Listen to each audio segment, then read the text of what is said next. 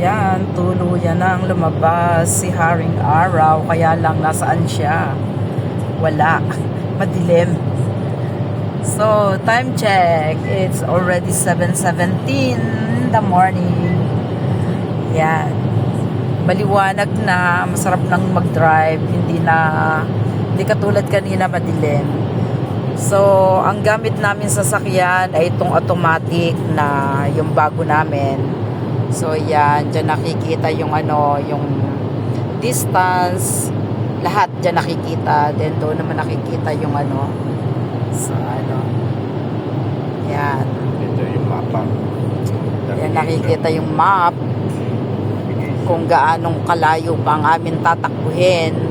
Ang problema nga lang daw is nag-aas na ng pahinga ang kotse kasi automatic ay masyadong sensitive.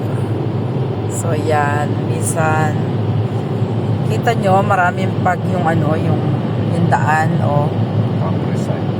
countryside na kasi to, kaya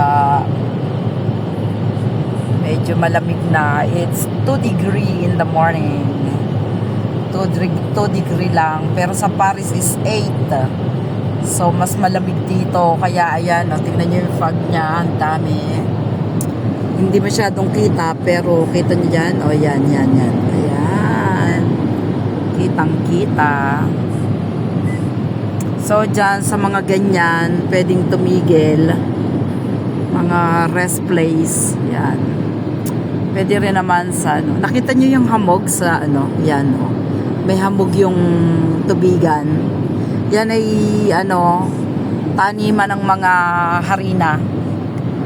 harina or kaya yung beterab, yung kulay red, parang singkamas sa atin, kaya lang yon red. So yan, mga taniman yan, o kaya ng sunflower para sa oil. Maraming kasi dito tinatanim. So yan ang daan, very clear. Yan. So yan, meron tanim sila. Siguro to ay oil. Yung bulaklak na yellow, palagay ko oil yan. Yan. Hindi ko alam kung anong pangalan yan. Kolsa yata yan, hindi ba? So yan, marami kasi dito na taniman. So yan, ito yung sa kabilang side. Diyan yung ng araw, kaya lang ganda ng gawa ng nature, gawa ng Panginoon natin. Ang ganda. Ayan, nagbablard kasi nagagalaw.